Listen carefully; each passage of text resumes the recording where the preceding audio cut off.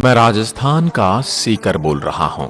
मुझे शेखावाटियों का हृदय और शेखावाटी क्षेत्र का प्रवेश द्वार आदि उपनामों से जाना जाता है। मैं सीकर जिला अपनी संस्कृति, मेले, खूबसूरत हवेलियों, मेरे पर्यटक स्थलों की हस्तशिल्प कला, गोटा एवं खंडेला के लिए पूरे विश्व भर में जाना जाता हूं। आपको बता दूं, मैं जयपुर के बाद राजस्थान का सबसे बड़ा विकसित शहर हूं। मेरा विकास और लोगों का आगमन मुझ में तब होने लगा जब मेरे शहर में बड़े बड़े शिक्षण संस्थान और कोचिंग सेंटर खुलने लगे। आज मुझे शिक्षा की नगरी के नाम से भी जाना जाता है। मैं आज आपको मेरा संपूर्ण इतिहास और मुझ में स्थित किलों, पर्यटक स्थलों, मेरे पूज्य मंदिरों और इतिहास के साथ और भी कुछ बताने वाला हूं। तो मैं आपसे निवेदन करूंगा कि मेरी आत्मकथा को अधूरा ना छोड़ें। मुझे प्राचीन काल में वीरभान का बास नाम से भी जाना जाता था, जिसका नामकरण मेरे शासक वीरभान ने दिया था। इसके बाद मुझे श्री कर के नाम से भी जाना गया, लेकिन मेरे एक जैन मंदिर में रखे शिलालेख से ज्ञात हुआ कि मुझे शिवकर भी कहा जाता था। इसके बाद मुझे वर्तमान स्वरूप सीकर नाम मेरे तत्कालीन राजा माधव सिंह जी ने दिया था। मैं राजस्थान की राजधानी जयपुर से 114 किलोमीटर और राष्ट्रीय राजधानी दिल्ली से 297 किलोमीटर की दूरी पर बसा हूं। अगर मैं मेरे पड़ोसी जिलों की बात करूं तो वो हैं जयपुर, झुंझुनू, चूरू और नागौर, और मेरे अंतर्राज्यीय सीमा हरियाणा से भी लगती है। मेरे शहर की बंधेज कलाएं गोटा, खंडेला पूरे विश्व भर में प्रसिद्ध है। बात करूं मेरे इतिहास की तो मैं जयपुर राज्य का सबसे बड़ा ठिकाना यानी एस्टेट था। पहले मुझे नेहराती के नाम से जाना गया। यह ठिकाना मेरी राजधानी शहर था। मैं सीकर 7 दीवारों यानी कि द्वार से युक्त गढ़ी हुई दीवारों से घिरा हुआ हूँ। इन ऐतिहासिक द्वारों का नाम Bawari gate, Fatehpur gate, Nani gate, Surajpol gate, Dujod gate, old Dujod gate, new और चंद्रोल गेट के नाम से रखा गया है।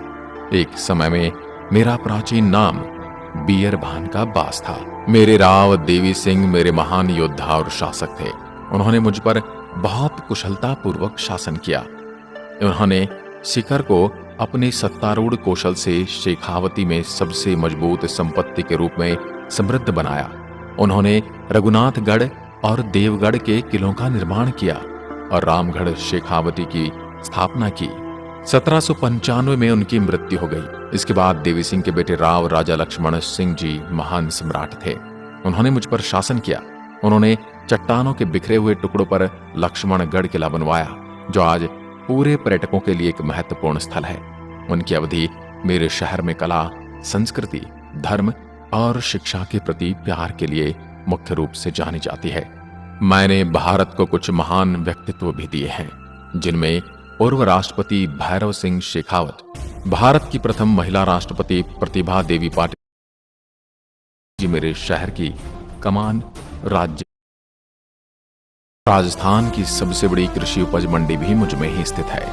नदियों की बात करूं तो शेखावटी क्षेत्र की एकमात्र नदी कांतली नदी का उद्गम मेरे सीकर जिले में खंडेला की पहाड़ियों से होता है। यह नदी झुंझुनू जिले को 2 भागों में बांटती है। मेरे जिले को इस नदी का बहाव क्षेत्र तोरावाटी कहलाता है। यह नदी 100 किलोमीटर लंबी है।